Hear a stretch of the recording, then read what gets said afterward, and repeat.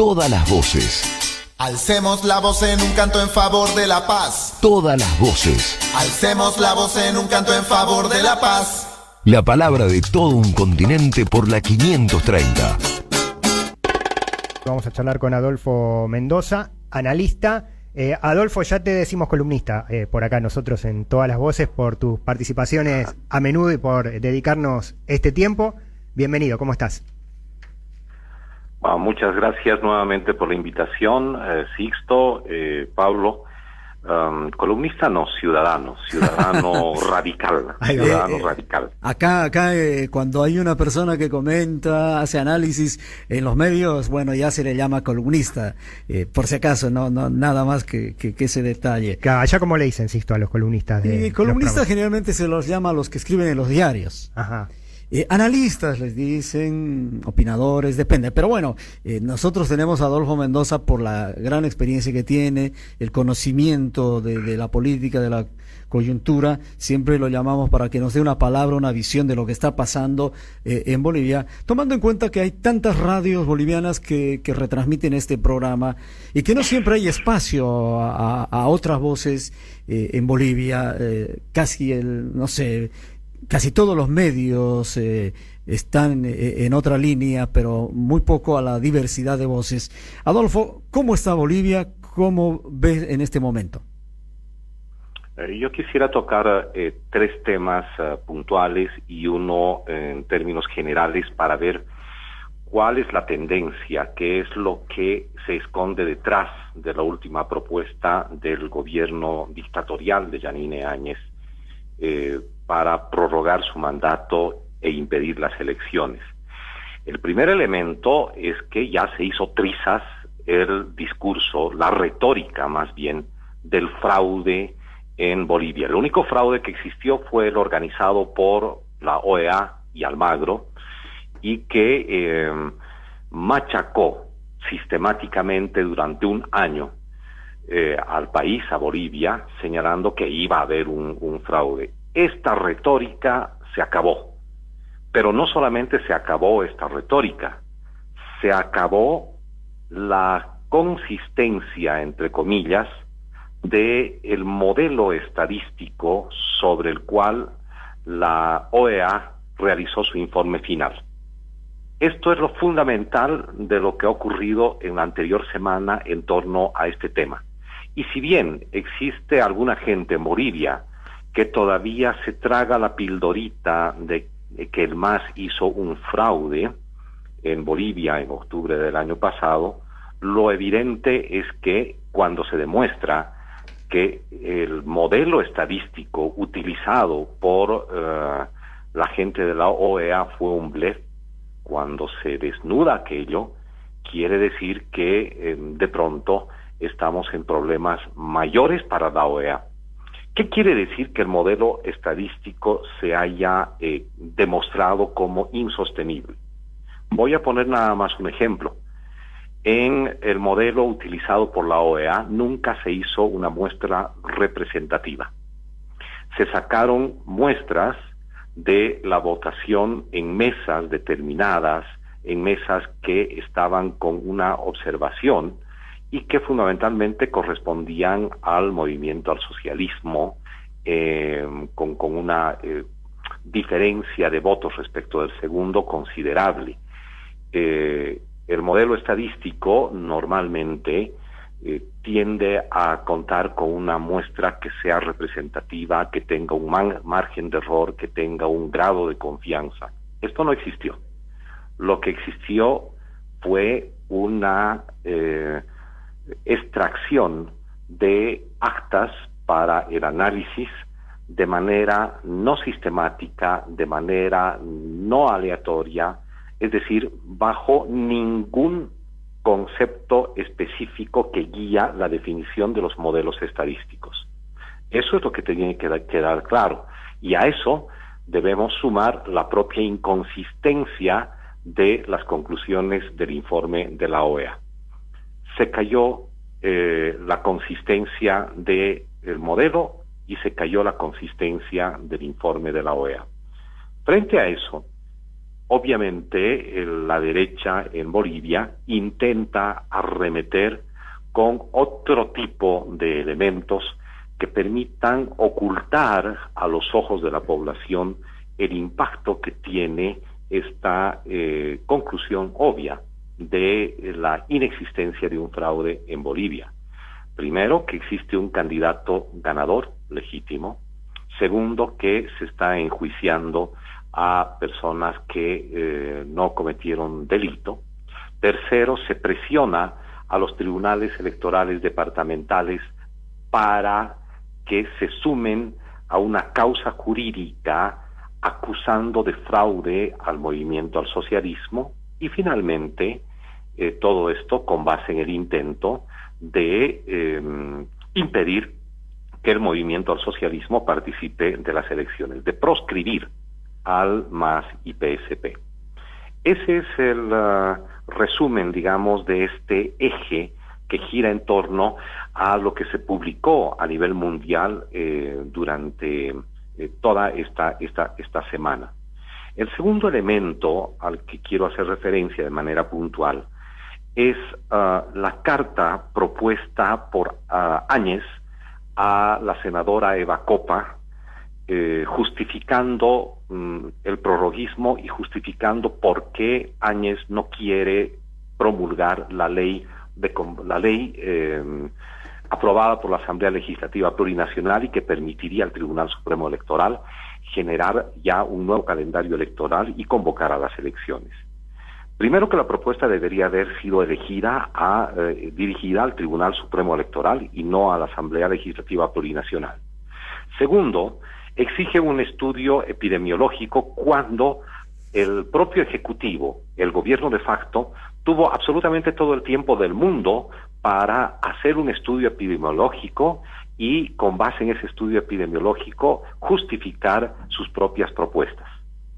Cuando, recordarán ustedes, se suspendió la elección el 3 de mayo, dijeron que era por culpa de la tendencia en los contagios. Cuando se aprobó la ley que fijaba un límite de 90 días para la convocatoria de las elecciones, dijeron lo mismo. Y ahora descargan su responsabilidad de un estudio epidemiológico a la Asamblea Legislativa Plurinacional, cuando en el fondo saben que la propuesta del Tribunal Supremo Electoral ya se percató de las necesidades técnicas y de los cuidados epidemiológicos para modificar el calendario y hacer las elecciones hasta el 6 de septiembre. Por tanto, tercer elemento, ¿qué es lo que sucede con este tipo de decisiones? Primero, que es un chantaje al país. Es un chantaje al país apelando al miedo de la gente, al miedo por la pandemia, por los contagios. Y es, obviamente, una actitud que juega con la vida de la gente, porque pone como excusa la vida cuando no se hizo nada. Este gobierno de facto no hizo absolutamente nada para defender la vida en más de 90 días desde que se supo de la problemática del coronavirus a nivel mundial. No hicieron nada y no lo van a hacer. Y por tanto le exigen a la ciudadanía que no vaya a elecciones, sabiendo que la ciudadanía ya es consciente que este gobierno no hizo ni hace absolutamente nada para defender la vida, para defender la salud de las bolivianas y bolivianos. Si eso es así, entonces, ¿por qué divide el gobierno de facto salud de recuperación de la democracia? La respuesta es obvia, porque intentan prorrogar la dictadura y sentar las bases de un modelo de gobierno que pueda operar en reemplazo de una legitimidad democrática. Y ahí es donde me voy a un asunto más general. Hemos pasado en Bolivia de la judicialización de la política hacia una judicialización de los derechos, es decir, del ordenamiento normativo a través de la coerción. Ya no existe solamente la juridización de la política, lo que existe es el uso coercitivo de la justicia para reducir, achicar, acortar y afectar los derechos de la gente, derechos individuales, derechos sociales y derechos colectivos. Por tanto, estamos a las puertas de una discusión que también se da como tendencia a nivel mundial, que es el paso hacia no solamente una nueva forma de gobierno, sino una nueva forma de Estado, donde del monopolio de la fuerza legítima, recordemos el concepto weberiano de Estado, estamos pasando al monopolio ilegítimo de la violencia legal y simbólica. Y digo simbólica porque, entre otros dispositivos simbólicos, se utiliza el miedo a la pandemia para generar la dominación. Y a esta conformación estatal que pasa del uso de la fuerza legítima al monopolio ilegítimo de la violencia legal y simbólica, le corresponden algunas propuestas de democracia. Yo sigo insistiendo que está en juego el sentido de la democracia, pese a que estamos viviendo en una dictadura. Por eso es que el prologuismo lo que intenta hacer es generar las bases, las condiciones para su propia lectura de democracia, que es la democracia tutelada, la democracia vigilada, la democracia policíaca, la democracia sin soberanía. Una democracia tutelada que ni siquiera es parecida a la democracia representativa tradicional, que es una otra tendencia en juego en este momento y que en cierto sentido la enarbola el señor Carlos Mesa como recuerdo de la vieja democracia pactada en Bolivia, es decir, la democracia representativa restringida. Y frente a esto está la voz popular, está lo nacional popular, que intenta una democratización de la propia democracia, para decirlo en los términos de Boaventura de Sousa Santos, es decir, una radicalización de la democracia con base en la interculturalidad y la democracia paritaria, con base en la defensa de lo común, sin negar la legitimidad del derecho a la diferencia, y donde el derecho a la diferencia tampoco niega lo común, un equilibrio entre lo común y la legitimidad del derecho a la diferencia. Estos son los tres modelos, digámoslo así, en juego de los sentidos de democracia. Por un lado, democracia tutelada, sin soberanía, que expresa la tendencia de Camacho y sobre todo de Yanine Áñez, democracia pactada o democracia representativa tradicional restringida, que la representa Carlos Mesa, y democracia radical, democratización de la democracia, democracia paritaria e intercultural, que está como expresión de lo nacional popular, y hay una fuerza política que es heredera de esta visión y es el movimiento al socialismo. Por estos sentidos distintos de democracia es que podemos explicar por qué el día de ayer el señor Carlos Mesa y Comunidad Ciudadana también critican al gobierno de Yanine Áñez, iba a decir Tañine Áñez, como se dice popularmente en Bolivia. Hemos notado que Carlos Mesa y Comunidad Ciudadana critican al gobierno de Áñez por no promulgar la ley de convocatoria a las elecciones, pero sin decirnos que este gobierno no hizo nada por la vida y no lo va a hacer.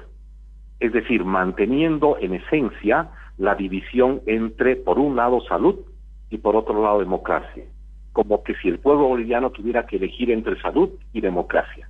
La figura para Comunidad Ciudadana y Carlos Mesa, por tanto, no es clara. La figura que ellos están defendiendo, en el fondo, es tratar de separarse de su sociedad golpista con la dictadura imperante, porque no olvidemos que Carlos Mesa fue el principal agitador de la movilización cívica al inicio del golpe de Estado, y entonces ahora quiere separarse de esa sociedad y aparecer como heredero de la recuperación de la democracia cuando ellos mismos no aceptan que existió un golpe de Estado, Carlos Mesa y compañía, y cuando al mismo tiempo no creen que en el fondo las elecciones son la recuperación de la democracia, porque ellos asumen, de hecho han abierto un proceso al movimiento al socialismo por fraude, sí. Ellos asumen que no hubo fraude y ellos asumen que no hubo golpe de Estado. Adolfo, se nos terminó el programa. Adolfo, cerramos con vos con este análisis. Adolfo Mendoza desde Bolivia. Retomamos en la próxima, nos quedamos con estas palabras finales tuyas. Te agradecemos. Mil gracias a ustedes, pero era necesario decirlo, era necesario establecer estas distintas visiones de lo que está en juego en democracia. Excelente análisis, Adolfo, hasta el nuevo encuentro. Hasta la vista y un gran saludo a ustedes y a la patria grande. Todas las voces.